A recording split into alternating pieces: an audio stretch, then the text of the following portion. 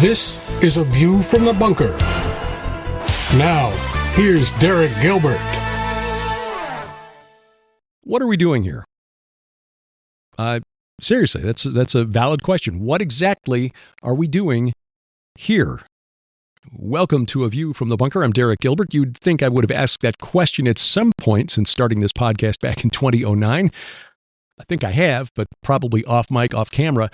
We will discuss that this evening. Before we dive in, a couple of things. First of all, because this is going out on the 17th of December, the next couple of Sunday nights, Christmas Eve, New Year's Eve, we are going to take the time off during the holidays. We've got some writing to do. We've got some things to do as far as organizing things here in the barn. And so we'll take that time to do that. And we will rejoin you the first Sunday in January. Secondly, take a moment, if you're watching this on YouTube, subscribe at Gilbert House is the address.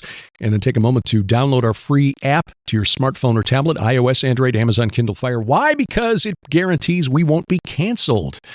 Yes, we will not be canceled from our own app. Besides, you get more than just our content. You get a Bible module with multiple translations, a messaging section, which is really a community, a growing community of people interacting with one another, praying for one another, asking questions of Sharon and me, and sometimes just sharing photos back and forth. But all of that in a self-contained, off-the-internet app so that, again, it's not exposed to the world. It's I hate to use the term, but it's a safe space. So gilberthouse.org/app, or look for the link in the top menu bar at VFTB.net. Now, joining me to discuss why we do what we do, why do we look at some of the weird parts of the Bible?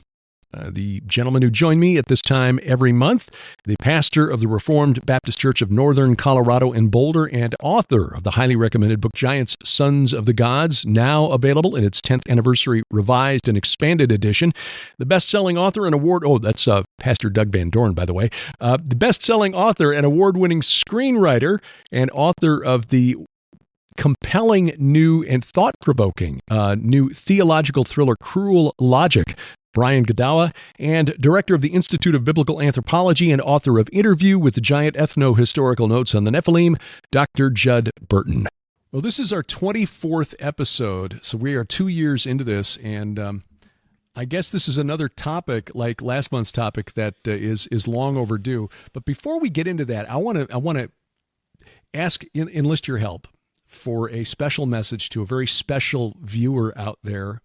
There's a 6-year-old boy named Oliver Todd who has been, for whatever reason, God's reasons, has been following Sharon and me now for more than a year. He's got some developmental challenges that are challenges for his mother and father, Tommy and Holly Todd. Older brother Theo is as sharp as a whip, reading way above his grade level and really tracking with a lot of the topics that we discuss here on this program. But Oliver, in watching A View from the Bunker, has apparently over the last couple of Iron and Myth episodes really become fascinated with Judd's beard. So with Christmas... Why wouldn't you be? Good point. With Christmas coming up just over a week after this program drops, and also knowing that Oliver just had to go in for some surgery. As we're recording this, that's still coming up tomorrow, but by the time this drops, he will be in recovery. So, Oliver, we just want to say thank you for watching our programs. We want to wish you a very Merry Christmas for you and your mom and your dad and Theo. Oliver, we love you, and your videos just make us all smile. Merry Christmas, Ollie. Merry Christmas, Oliver. Merry Christmas, Ollie. All right, yeah. Boy, we are blessed, and he is smart enough that he has figured out, by the way, how to hit the start messenger call on his dad's phone. So I've gotten some surprise phone calls, but those are always a joy, and the joy that little boy experiences in learning the world around him, things that us old guys kind of take for granted, is just a reminder of the joy that is to come when we enter into that final kingdom. Last month, after we released our program on Nimrod, who was Nimrod, who was the biblical Nimrod, what do we know about him? We had a comment that I think was actually well taken. I mean, we've seen this comment, and I'm sure you guys have gotten these questions as well over the course of what you've done, your writing, your teaching, your preaching, what have you. And this, I think, was something that we maybe should have addressed early on, and I'm going to paraphrase, and I don't want to name the name of the person who did this, because my point is not to try to shame or embarrass anybody, but I think it's a valid point. Why do we spend time studying things like the biblical Nimrod? Who was he? Why is he relevant? Giants in the Bible and their impact on theology.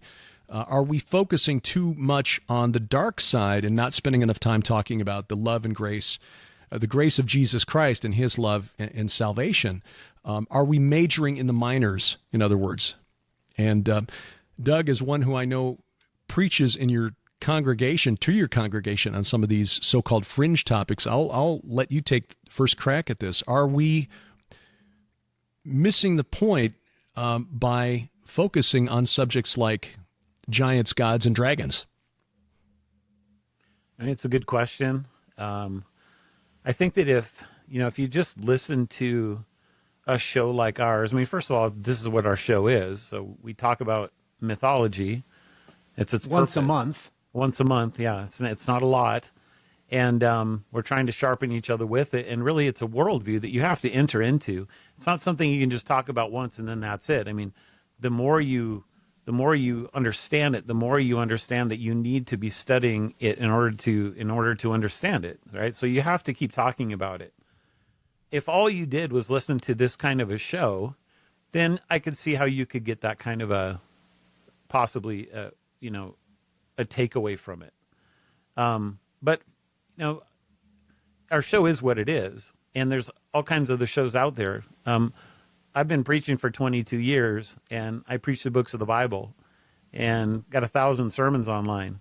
And I can promise you that this is not the majority of stuff that I spend my time talking about. But I like to talk about it, and we've got a group here of men who have spent a lot of time and a lot of energy, a lot of thought, and are really experts in what we're talking about, that we're doing something that a lot of people are not doing. And I think it's important for that reason. And we're talking about the supernatural realm here, and it can be dark. It's not all dark, but there is darkness to it. And one of the things that as a pastor that I get pretty frustrated with churches about, and I've seen this with many, many people, is that it's like people feel like you can't talk about these things anywhere. And if you can't talk about it with other fellow Christians, where in the world can you talk about it with? Where can you talk about it? Who can you talk about it to? And so, I think we're trying to bring some honesty to a discussion that is rarely talked about, not well understood, to try and bring some, one of the things that I really appreciate about you guys is that we're having sane conversations. We're not going off into crazy speculation and using it to go off in wild tangents. And we're really trying to understand the subject matter of that particular episode. And I think we're trying to do things that are helpful with it. And sometimes, I don't want to steal Brian's thunder at all, because I have a feeling I know where he's going to go with this.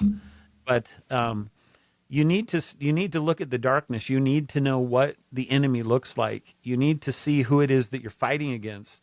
Otherwise, how can you possibly even begin to engage in a battle? And sadly, I think the American church, following the American culture, we have this weird, almost dualism where we're so materialistic and naturalistic in the way that we think about the world, and yet at the very same time, everything around us is supernatural.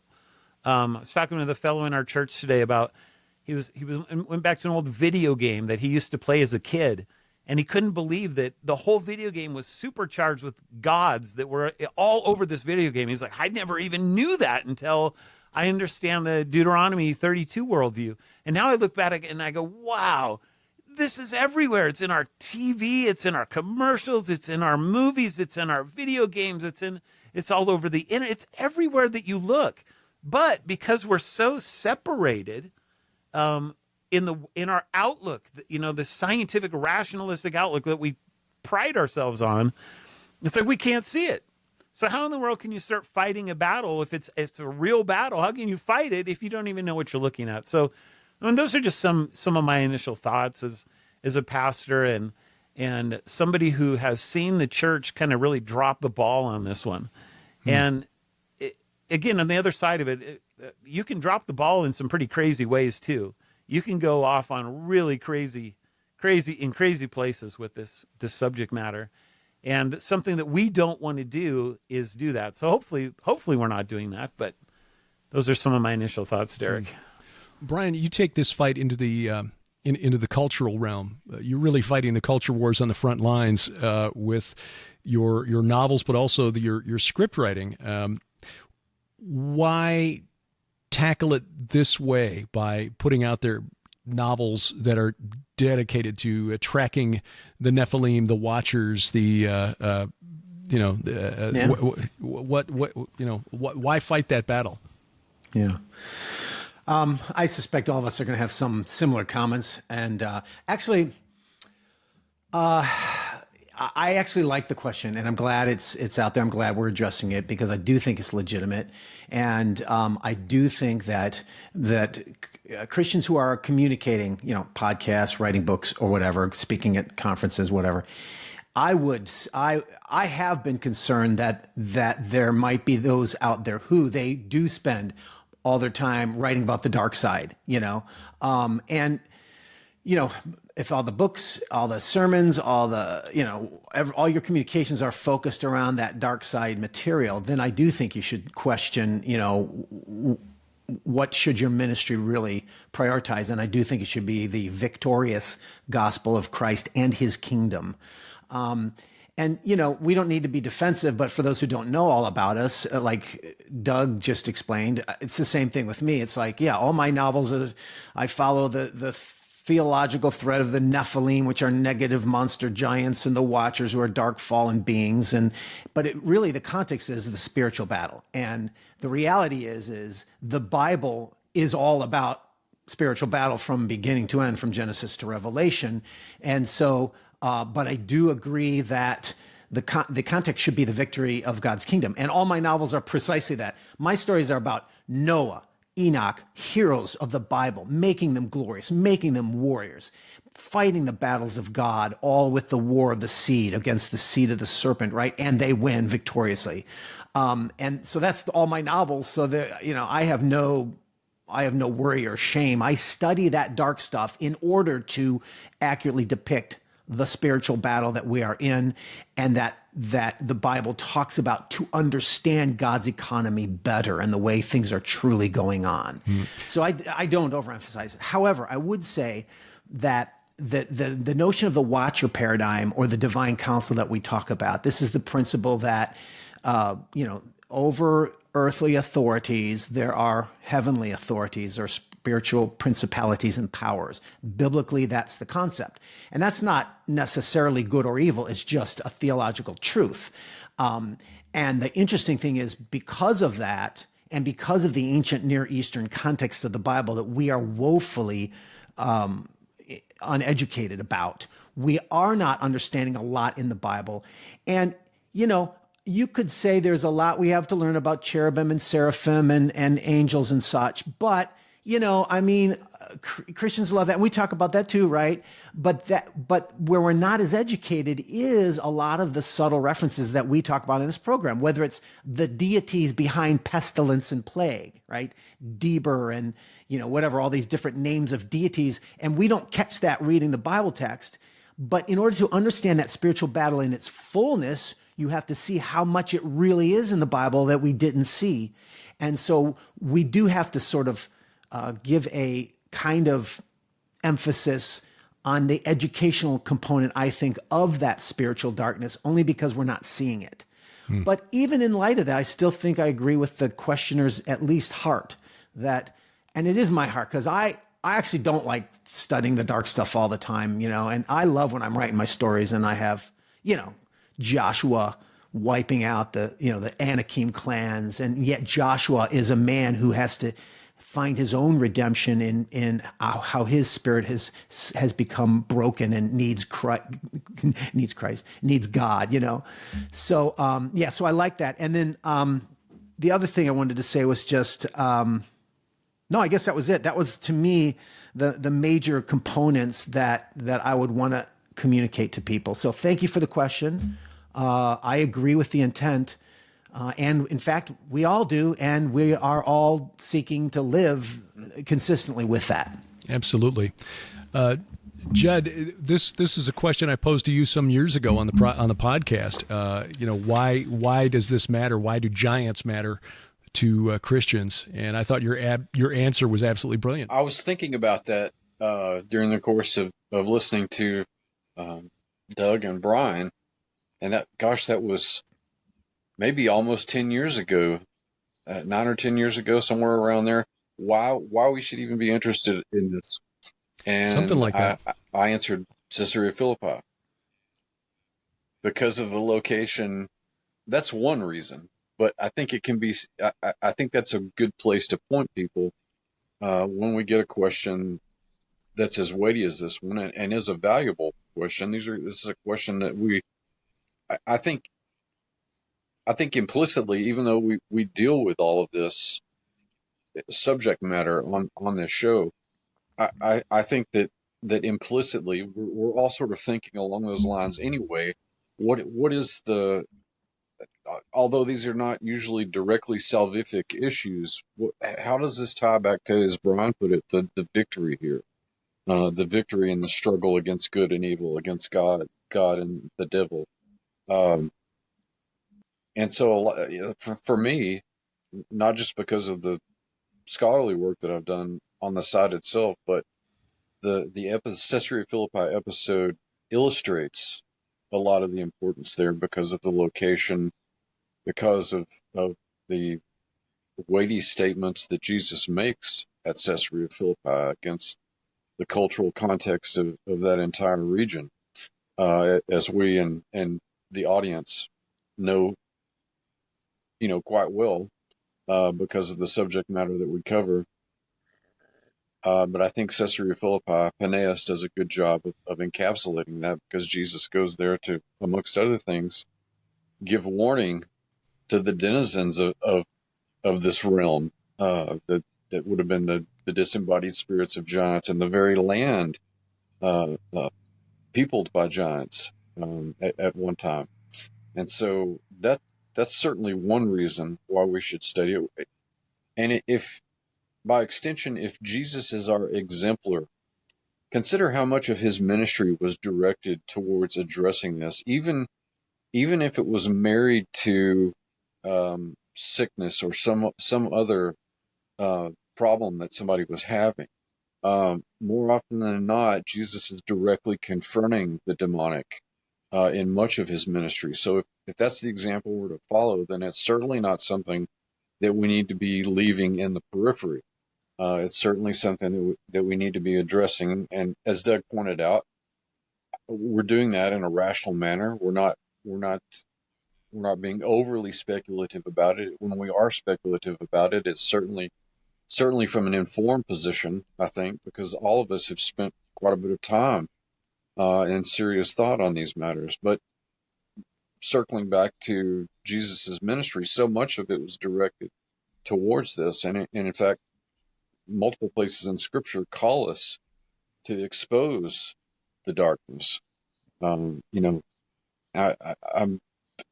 thinking of Johannine literature in particular, but John uses all of these elements from Greek philosophical dualism, and light and dark are very prominent in his prose.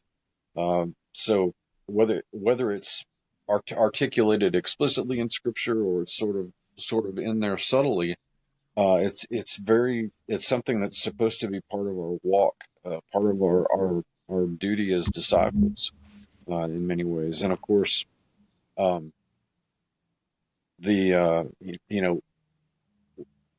we've almost got a laboratory setting to study this in the world that's unfolding around us, because it not only informs Scripture, when we look at these matters in the way that we do on this program. But we can use those same approaches to find the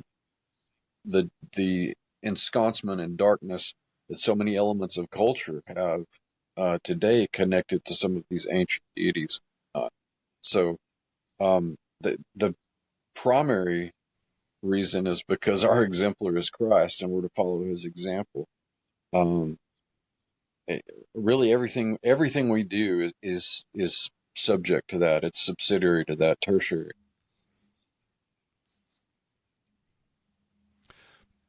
I was looking up our first interview on this podcast because I think that was shortly after I heard you on another program talk about Caesarea Philippi and the reason that Jesus went there. That is, of course, the location of Banyas, or the Grotto of Pan, which is a big cave that in the first century was believed by Jews and their neighbors in that region to literally be the entrance to the netherworld. The first century Jewish historian Josephus wrote that no one had ever been able to lower a plumb line long enough to touch bottom. They believed it was literally a bottomless cave that led you into the netherworld. And this was where Jesus specifically went to declare his divinity, asking, who do people say the Son of Man is? And that's a whole, Book of Enoch discussion right there, the appropriation of that title from the Book of First Enoch. But then he asked, who do you say that I am? And that's where Peter said, well, you are the Christ, the Son of the living God. And Jesus confirmed that. Blessed are you, Simon Bar-Jonah, for this flesh and blood has not revealed this to you, but my Father in heaven. Divine confirmation of this revelation is what Jesus was telling Peter.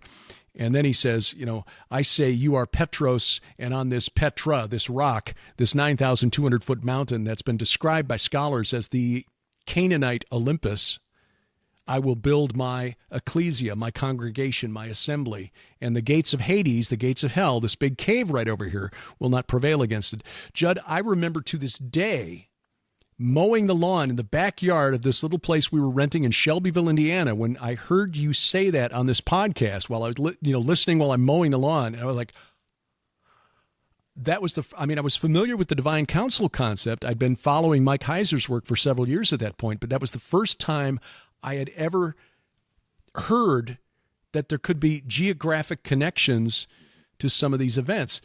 And then when you start looking at the geography of the ancient world and looking at the timeline of what Jesus did leading up to that event, he had just returned from the region of Tyre and Sidon in Phoenicia, the coast of Lebanon.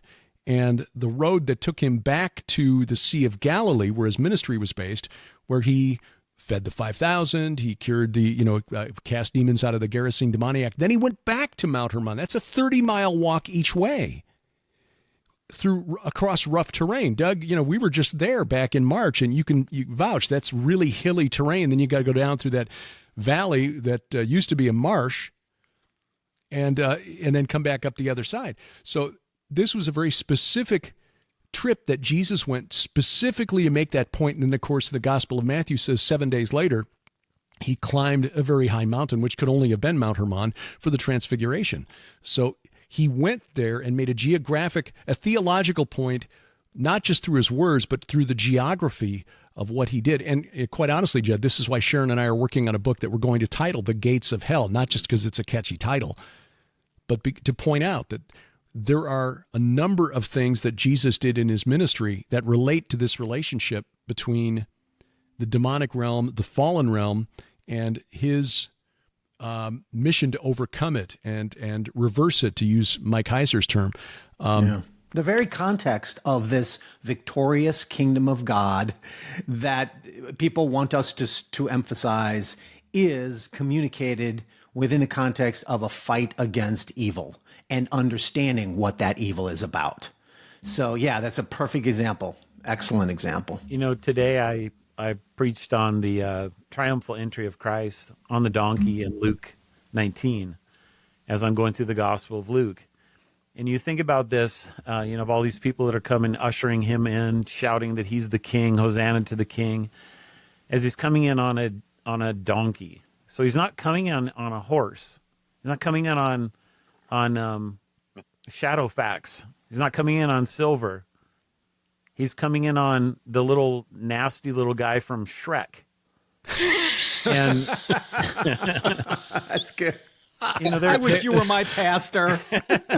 and and I said that today, and I came across a quote that basically said, you know, if these people would have understood, they never would have charged him with sedition and trying to overthrow the government. He wasn't coming in on a white horse. That's the war horse. And yet I say this because he is coming in to fight a war. And that's the irony of coming in on a mule. And so if all you can see is the Jesus who is the happy teacher Jesus who gives us 10 rules to live by, and that's all his ministry is about, and he has a couple of miracles that he does, you are completely missing the point of this. And that's the dangerous view, really. That's exactly what it is. And so bringing in the supernatural to this, all of a sudden you can start seeing, like Derek was saying, there are so many things he is doing in this ministry, and he's not here to fight a war against Caesar. He's here to fight a war against the devil. But if you don't talk about the devil and you don't know what the devil is and you don't understand that he's actually real, and you, like so many evangelical Christians, you're never given allowed to think about this. How in the world can you possibly make sense of the things that he's doing? And the answer is, I think we've seen this for the last 50, 100 years. You can't make sense of it. And so you turn Jesus into something that he completely isn't. And, I'm wanting to bring people back to understand that they're not ushering in a Messiah who's going to be a political ruler, which is what they thought they were going to get. And yet he is fighting a war, as we've all said, and this war is in a supernatural realm, and you have to understand what that is. And by highlighting, all these different people or these creatures or these stories, you start to be able to make sense of that. And it's like, it blows my mind away. And it's so exciting and so incredible to think about the things that Jesus is doing that I went my entire life not even having the foggiest idea what he was doing. And you're absolutely right about that, Doug. This is why Sharon tells a story about a church that she used to attend years ago before we met. It was a congregational church, and I don't think the denomination matters. I think it was just the pastor and the community in which this was the church to attend if you were anybody in this particular community. And there was one Easter Sunday, Resurrection Sunday, where the pastor actually said, I don't really understand the whole resurrection thing. And I don't really believe that this, I think it's a metaphor for what Jesus was trying to teach us. And she, stopped attending church shortly thereafter because that is so central to the gospel message. Paul wrote an entire chapter to the church at Corinth, 1 Corinthians chapter 15, which is all about the literal physical resurrection of Jesus and why that is central to the gospel. But again, it just sounds like a neat, special effect sort of trick. Just, okay, he's just proving how, that he's God because he can resurrect. Yeah, but when you start understanding what was going on in the northern Galilee and how that area was known as the region of the dead, there are Canaanite myths that locate tombs for the Rephaim, the demonic spirits of the kings who were of old, who to the Canaanites were pretty cool. You just, sacrificed to them and they did good stuff for you, like the Greeks with the heroes like Heracles and so on. This was well known in the ancient world, and Jesus picked that region, the northern Galilee and Bashan, to base his ministry. There are Ugaritic texts that literally summon the spirits of the Rephaim to the threshing floor tabernacle of El, which is the summit of Mount Hermon, where they would be resurrected by the blessing of the name of El. And they arrived for this feast to be held in their honor at dawn of the third day, according to the text. And these are texts that are 1,200 years older, prior to the birth of Jesus. So he was reversing all of that stuff that would have been well known to the Jews and their pagan neighbors. But if we don't understand that context and we don't understand the, I think there are hints of it in the Old Testament where there's a prohibition on eating sacrifices on the third day. because it's known from pagan texts that the sacrificial meal for the dearly departed was eaten on the third day. That was absolutely forbidden in Leviticus. It's one of those laws that we don't, kind of skip over, not really pay attention to. Say, oh, third day, well, it's probably because the food is spoiled by then. No, it's because this was part of the rituals of feeding the dead practiced by the people who surrounded ancient Israel. And I'd also go ahead. And I was going to say, and this is just all inspired by these demonic spirits who, in all likelihood, were the spirits of the giants who were destroyed in the flood of Noah. Yeah, I wanted to add on to that. Thinking about this again, it's context is everything, really. I mean, it always is for stories, but so much of what we are uncovering is the polemical nature of the text, and so. Any one of 100 things, whether it's Leviathan, my personal favorite image in the whole Bible, or the Baal and the usage. We've talked about this, how the Bible uses the language of the storm god Baal that the Canaanites worshipped, and it drew from that language and applied it to Yahweh. And the purpose of it was polemical, saying basically Baal is not the storm god who brings you life. Yahweh is, things like what you need to understand that Baal and what he's all about to understand how the glory of God is being communicated polemically. So it's part of the package, and Leviathan's the same thing. All pagan cultures have sea dragons of chaos and what does that mean in terms of chaos versus order? And then how does the Hebrew writers, how do they take that image that is essentially, it's pagan, but they take it and use the same imagery and redefine it. They subvert it. And the whole nature of polemics is subversion. And subversion is an act of spiritual war. You are taking the language of the opponent and you are capturing it and you are converting it into language that supports your worldview or your God.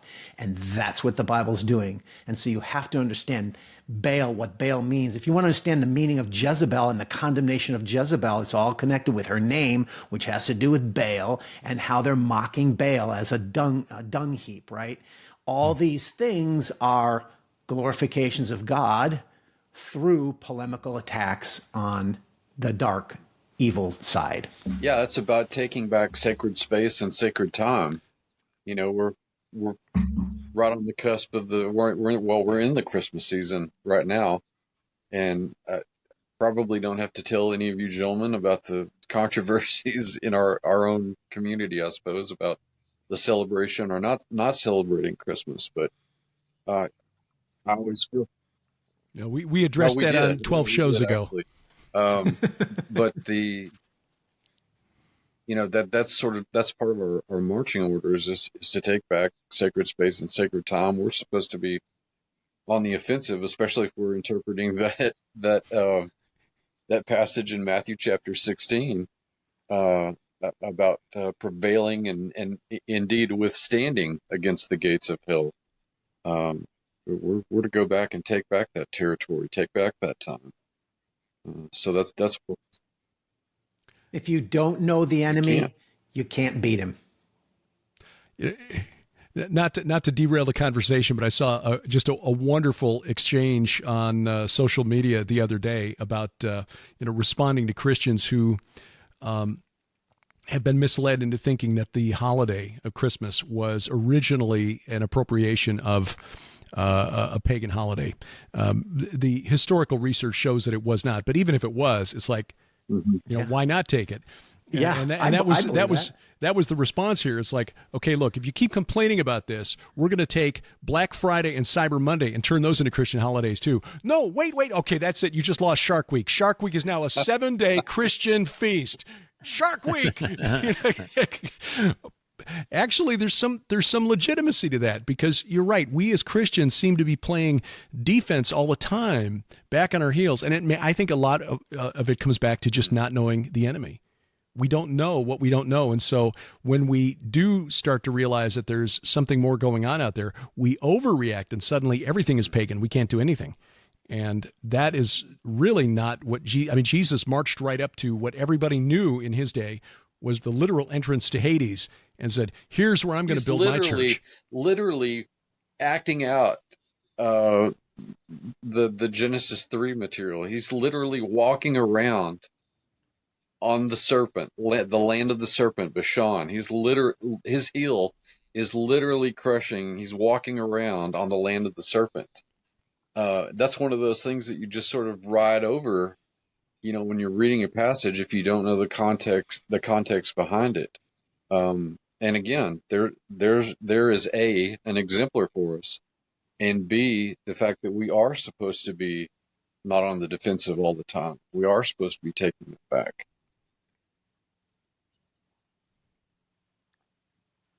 Let me address something here. See what you guys think about it. It has to do with kind of the sensational nature of some of the topics that we might talk about, other podcasts are talking about, and that everybody loves to talk about and think about. Yeah. Right. So it's like you have these. I'll just give you my personal experience. So, and I'll go back to Mike Heiser as our good friend that we all miss. And just kind of tell you how I experienced, and maybe this will help the reader or the people listening to the podcast understand how I was reading and how I think about these things personally. So I'm reading his early copy of The Unseen Realm. He called it The Myth That Is True, and I just devoured the thing. Okay. Now there's all kinds of things that are in that book that I have not heard about before. So divine counsel. I'd heard about giants, but I didn't really understand it very much. This whole Christ in the Old Testament stuff was just wow. And then, he kind of brings it into the New Testament and really talks about the war. So there's all these different kinds of things. And I'm sitting here trying to think about it in my own head, having nobody to talk to. I didn't, I think, Brian, you were the first person that I met. Yeah. I was able to talk to a little bit about this. Yeah. I didn't meet Derek for a couple more years and Judd for a couple more years. And nobody in my circles are thinking about this stuff. So the only way I can figure out to think about it is to start writing. Okay. So I basically kind of rewrote his book and nothing I could do with that. I can't sell that. I can't do anything with it. It's total plagiarism, but it helped me think through it. Right. And then as I'm working through that, I thought, there's a couple things I want to pursue. And I'm thinking about this as a pastor, somebody who wants to help his people learn to think about this, but not go crazy with it. And so I started writing about the giants, and when I got done with that, I thought, this book could probably sell, and I think this would be interesting to people. And of course, it turns out, yeah, that's exactly right, and that's kind of become what everybody wants to talk about when they have me on their podcast, and the vast majority is the Nephilim stuff. But that's not where my heart is. I talk about it because I know a lot of people don't know about it, and I know that there's all kinds of different avenues and different podcasts that people have out there that have different audiences, and so I'm fine talking about it all the time, but I don't want to talk about it all the time. When I think about his book specifically, it's the Christ in the Old Testament stuff that just thrilled me. I was just like, wow. And so that's when I decided to write the Angel of the Lord book with my fellow pastor, Matt Foreman, because that's the stuff that I'm like, this is just amazing. I mean, it opens up the totality of Scripture in ways that I couldn't even imagine. But here's the deal. To really get the Christ in the Old Testament thing, you really have to understand the Nephilim part of it, which is exactly why he wrote the book the way that he did. And so you can't just talk about one or the other. You have to talk about them all. But I think that this is what I wanted to get your opinion about, is that I think that our natural inclination to go to the sensational things can really take us over. Where we become personally unbalanced ourselves. And I mean, I think that can be true for any of us for people listening to podcasts that are like ours, people that they like the exciting stuff. And then they don't want to get into anything else. They don't want to dig deeper into other theology, systematic theology. Who cares about that? All they want to talk about is the Nephilim and demons. And it can be a real danger. And so I think that, going back to the original question, there's probably a deeper level on which this question is working that I think that, I kind of want to address when bringing this up and just see what you guys think about that. No, I'm That's glad a you great- did, because I was thinking of going there as well, because I think all of us have seen researchers who've gone down this trail who then wind up in kind of in the weeds. Nephilim nuts, I call them. Yeah, and I don't know if it's just a fascination with the topic itself, overbalancing the totality of the gospel message, which is Christ's victory over death. I mean, this is literally a war against the dead. If you define the dead as those hybrid entities who died in the flood of Noah, essentially being used as a supernatural army by the fallen realm to spread message. I mean, there's a reason Paul called aberrant theology doctrines of demons. He wasn't speaking metaphorically. But there's also perhaps a desire for some of us, and I've talked with Sharon about this over the years. I started out in radio broadcasting in college, and like most of the people I knew in broadcasting, it was because I had a psychological need for people to like me. And so thankfully, my wife has helped me, I think, and the Holy Spirit has helped me get beyond that.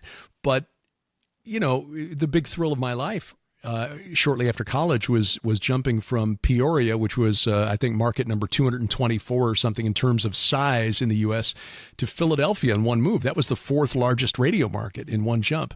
And I thought I had it made. And I learned after getting there was that was not really as satisfying as I thought it was going to be. My point is that had what we are doing now come earlier, I might be doing these podcasts for different reasons than for trying to dig deeper and show people how spectacular the Bible is on its own. Would be looking for, the next big thing, as it were. And I think that can be a danger for some people who get into the podcasting or video forum, to glorify not Christ, coming, risen and coming again, but themselves. And like I said, looking back at myself 40 years ago, I would, even 30, 20 years ago, would not have been really ready for doing what we are. And not to say that I'm doing this perfectly now, but I can see how this could be a temptation. Hey, I got more clicks when I do shows about blah, blah, blah. Mm-hmm. And so I will focus on the blah, blah, blah instead of trying to do other stuff. Yeah. In fact, I would give an exhortation to our audience. If you do watch us and you are embarking upon a journey. Now, we all have seasons of interest and focus, and that's a very important context, Mm-hmm. Because sometimes we've discovered, like when we discover this, it's like we just ate it up, and it might take as much as a year of study to really understand the picture. So that's understandable. But if you're watching us and you're only just continuing to get more into the esoteric, bizarre things of the Bible to try to find the most fantastical things that are bizarre or dark, and you're just obsessing over these things and more about giants and this, and you're not being drawn to like what you said, Derek. My heart is to see the beauty and depth of God's word. That's how I see it, as because there's a beauty in the depth of theology and the imagery of how God communicates himself through the literature, through the symbolism and all that stuff, as well as through, even when they're referring to the demonic entities, a lot of it's symbolic, right? So that's, if you're not being drawn deeper into God's glory and into that picture of, this is a battle we're in, and I want to be a part of the fight to communicate the gospel to other people, then you're not listening to us correctly. But also, I would say, our exhortation to us is to examine ourselves as we're doing this and continue to remember that we do want to always, it's like if you're going to do a sermon on the Nephilim, make sure you end up pointing towards Christ, that simple homiletic procedure. Well, we should be doing that as well, in that, and I do think we do that as we talk about these things. But I'm just saying that's the thing that I guess that's my promise to our audience is, we will seek to continue to elevate Christ and His glory and His kingdom as the ultimate hero story. You can't have a hero story, folks, without a battle against evil.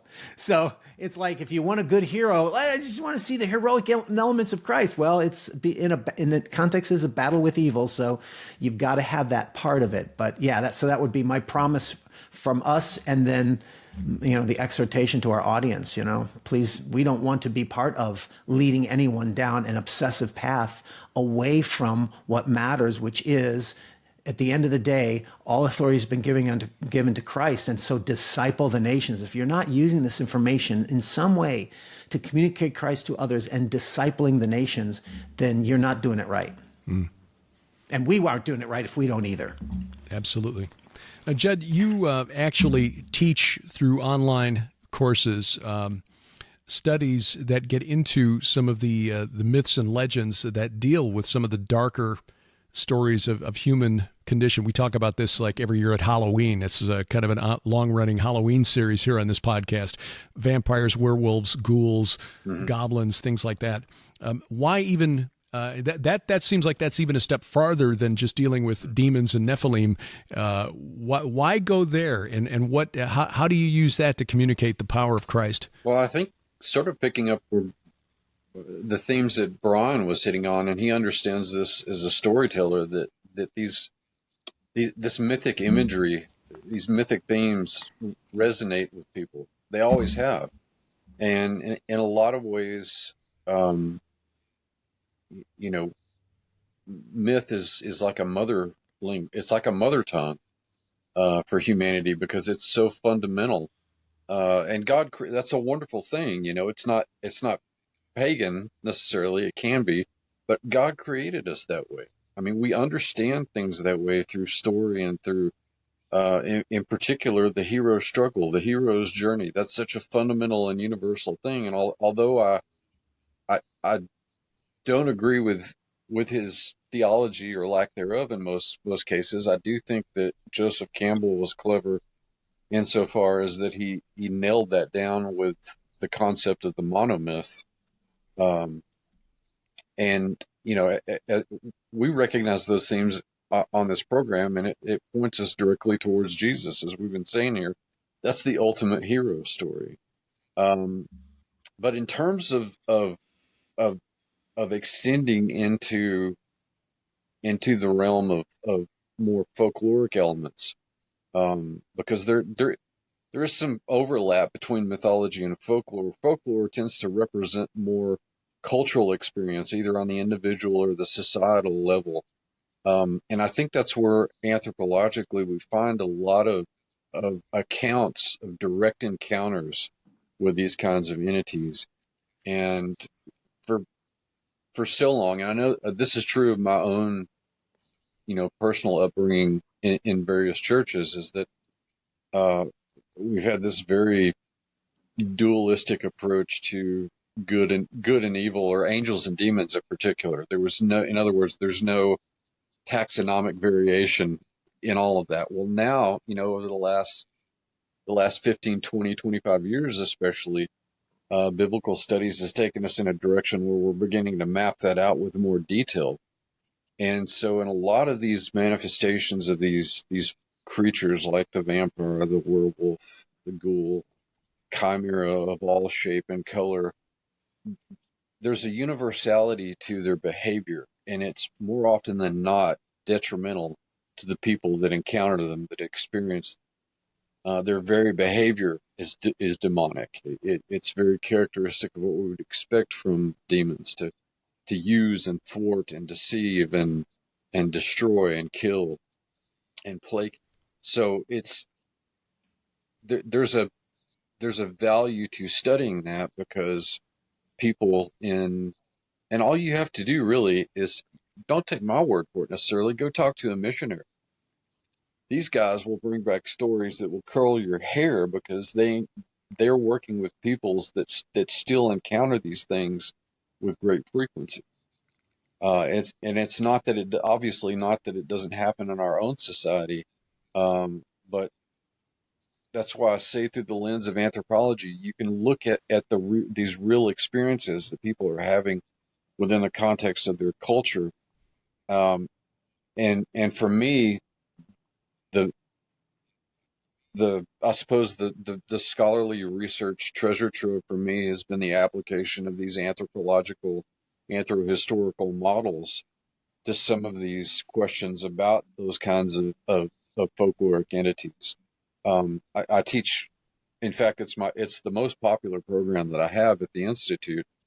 As you call it, Derek, the Monsters 101, the preternatural morphology. Well, I called it preternatural morphology because we are mapping out that domain with greater detail now, and they're preternatural because these are entities that exhibit both spiritual and physical characteristics.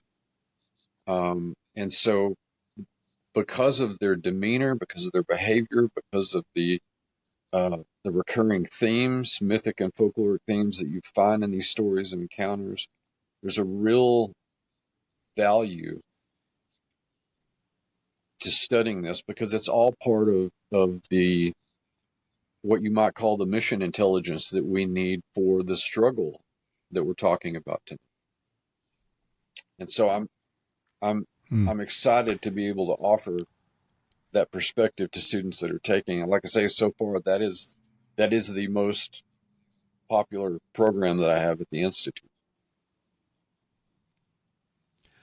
And certainly unique, but as Paul wrote to the church at, it was a church at Corinth, we are not ignorant of the enemy's devices. I actually flagged that verse. I got to go back and make sure I'm not quoting it out of context here. 2 Corinthians 2, verse 10. Fellows, any final comments, or should we get about our Christmas preparations here? It's all good. I'm good. Well, again, this is going to be released on the 17th, so the next couple of weekends we've got the 24th and 31st. So we are taking a couple of weeks off for holiday to spend time with our wife and our new rescue dog, Grace, appropriately named, for she was rescued by love, as have we all. And so, gentlemen, we will see you in the new year, and I wish you and your families all a very blessed and Merry Christmas. Merry Christmas. Indeed. Merry Christmas. Please check the notes below this program, whether you're watching or listening, and you'll find links there for the websites, Dr. Judd Burton, Brian Godawa, and Pastor Doug Van Dorn. Please follow their work, and I can say honestly, it is an honor to engage with these men on a regular basis, both in front of these cameras and also behind the scenes. So a true blessing to bring you these programs every month. Coming up, Democrats have a cunning plan to save democracy. They plan to save democracy, apparently, by killing it. Yeah, bless their pointy little heads. We'll tell you about that straight ahead on A View from the Bunker.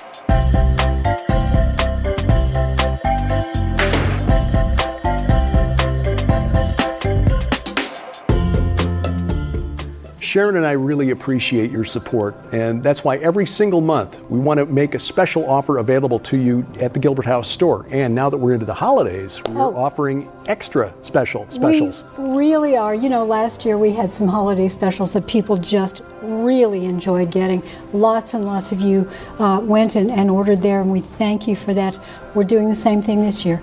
Lots of great deals, including Red Wing Saga specials, Derek's book specials, and blowout prices on all of our DVDs. Yes, but if you prefer streaming video, so you get instant access in full HD. And no shipping. And no shipping, right.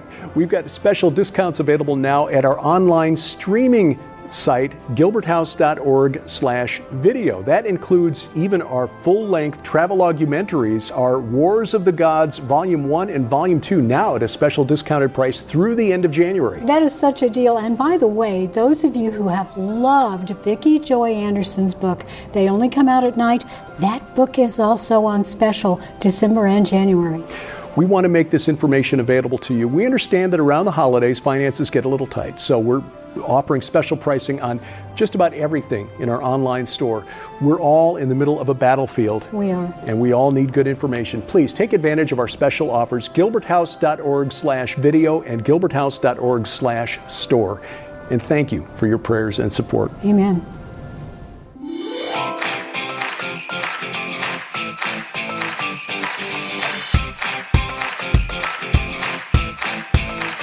Driving the internet to think from the beautiful Missouri Ozarks. This is A View from the Bunker. I'm Derek Gilbert. You'll find us online at VFTB.net. Among other places, our main web hub, of course, is gilberthouse.org. On social media, Twitter, or formerly Twitter, now X, at View from Bunker. My personal X account, at Derek Gilbert. Truth Social, Gab, MeWe, Getter, at Derek P. Gilbert. Also Threads, but who cares? And if you're watching on YouTube, please take a moment, subscribe the web channel for our YouTube channel, rather, for all of our video content at Gilbert House. You can also follow Unraveling Revelation at Unraveling Revelation on YouTube.com. But then I will say again, please take a moment, download our free mobile app for iOS, Android, or Amazon Kindle Fire phones and tablets. Well, Democrats have a cunning plan to save democracy because they're warning the imminent demise of... And by the way, I will say, just if you're watching this program or listening to this program for any length of time, you know that I know, and I know that you know. So we all know that this is not a democracy. The United States is, in fact, at least in its original design, a representative republic. So it is not truly a democracy. The founders of the Constitution, the framers of the Constitution, understood that democracy is essentially mob rule, and we see where that gets us. Well, that said, Democrats keep using the word, and they are using it to whip up support by threatening by warning of the end of democracy if Donald Trump should somehow win the presidential election in 2024. He is polling well ahead of the rest of the Republican candidates, and most recent polls comparing him against Joe Biden show Trump winning handily. So you've got Hillary Clinton warning that a Trump victory would be the end of democracy. Rachel Maddow on MSNBC, not a serious journalist. She propagated the Russiagate conspiracy theory for 3 years when that story was full of more holes than traditional Swiss cheese. Anyway, Maddow warning of executions. Yes, Donald Trump, she says, will execute his political opponents if he's elected. Really? I mean, come on. You and I both know she doesn't really believe that. She's just saying it to try to stir up stuff and get clicks. Anyway, the irony here is that the plan that Democrats have, apparently, for saving democracy is just driving a stake through its heart. This week from the Executive Committee of the Florida Democratic Party, they told voters that Democrat voters in the state of Florida, would not be allowed to vote for anyone other than Joe Biden in the primary. Yes. Even though there are challengers to Joe Biden in the primary, they will not be allowed on the ballot. Only Biden will appear on the primary ballot. And if you want to write in a candidate just to show your discontent with Joe Biden, forget it. Because under Florida law, if there's only one candidate on the primary ballot, then there is no vote. Seriously. Now, if you're in Florida, you already know this. I'm not telling you anything you don't know. I should have known this because this is not the first time this has happened, but I just learned it this week. Frankly, it's surprising that they can get away with this. Either party can get away with this in the 21st century. And yet, this is the third time this will happen in Florida since the turn of the century. Anyway, so basically what's happening is the Florida Democratic Party has already decreed that Joe Biden wins the primary. There will be no vote for president for Democrats at the primary level in March. Welcome to America. Here's your sign. Well, there's a good reason, I guess, for Democrats to want to do this. According to CNN, their polling shows that about 2/3 of voters, Democrat voters, 2/3 of Democrat voters want the party to run somebody else for president. And Wall Street Journal poll shows that 73% of all voters believe that Joe Biden is just too old. So you can kind of guess, you can kind of understand where the Florida Democratic Party is coming from, but still, to just tell Democratic voters in that state, you're going to vote for Biden and like it. But as I said, this is not the first time this has happened. It happened in 2012 when Barack Obama was the nominee, and on the Republican side, it happened in 2004 with George W. Bush. It was wrong then. It is wrong now. And frankly, we would like to see prominent Democrats warning of the end of democracy if Trump wins, perhaps call out the Republican, or rather the Florida Democratic Party for its undemocratic approach to the primary this year, or frankly, just be quiet. And to the Florida Democratic Party, bless your pointy little heads. Well, this spring, we will be in Dallas, the great state of Texas, for the total eclipse of the sun. That's April 8th of 2024. Hear the Watchmen, their Prophetic Signs in the Heavenlies Conference, April 5th through 7th, and then stay on an extra day and watch the total eclipse of the sun from the comfort of the hotel. Join us. Sharon and I will be there alongside good friends like Dr. Michael Lake, Pastor Casper McLeod, David Hevner, Dave Hodges, Jamie Walden, David Paxton, Colonel David Giamona, Paul Begley. We'll also get a chance to meet some new friends, Dr. Carrie Mayday, Tuv Rose. Tracy Tennant will be there as well, John Moore, and much more. And yes, there will be streaming video, but if you can get to Dallas that first weekend in April, we encourage you to do it. They've reduced the registration price for this conference to just $35. This is the lowest price we have seen for any major conference with this many speakers. And so we are honored to be a part of this. So please, if you can get to Dallas, do take advantage of this. Just $35 at the door. Again, streaming video is available. You can find out more and register online at hearthewatchmen.com. That's hearthewatchmen.com. Now, the reason we'll be in Dallas that weekend is because we have moved our tour of Israel from early April to November. Originally scheduled March 31st through April 9th, we are now moving it back to November 3rd through 12th of 2024 with an optional 3-day extension to Jordan. We pray that will allow enough time for the war there to wind down and the security situation to wind up. This will also give time for those involved in the tour and also the support staff at tourist sites, restaurants, hotels to return to work after being called up by the IDF's reserves. In fact, one of our tour guides and the CEO of the tour company, Aaron Lipkin, both been called up. What's funny is that the tour guide, Kuti Ben David, is actually the major of the reserve unit, and Aaron, the CEO of the company, they kind of flipped roles because Aaron is first sergeant. So now he has to take orders from one of the tour guides. But we pray that by next November, things will be quiet once again and that you will join us. Timothy Albarino, still our special guest, and we will take you places that most tours will not go. Archaeological sites that are important to the biblical narrative, but not on the usual tourist stops like Gilgal, Rephaim. And we hope, and we should be able to because it's bus accessible, one of the most unique dolmens in the entire Levant, the one with the 50-ton capstone, that's at the Shamir, just outside the Shamir kibbutz in northern Galilee. But as of right now, some of the sites, especially a very important site, Caesarea Philippi, Banyas, the Grotto of Pan, is within the evacuation zone because it's so close to the border with Lebanon. So anyway, that is scheduled now November 3rd through 12th of 2024. You can find out more and reserve your place at gilbertsinisrael.com, gilbertsinisrael.com. If you're listening and subscribing with your favorite podcatcher, whether it's Apple Podcasts, Google Podcasts, Amazon Music, iHeartRadio, Spotify, Spreaker, Pandora, or wherever fine podcasts are sold, we appreciate your thumbs up or good review. And we tip our headphones once again to our inimitable announcer, DC Good. A View from the Bunker is a production of Gilbert House Ministries, and it's released under Creative Commons Attribution, Non-Commercial, No Derivatives 4.0 International License.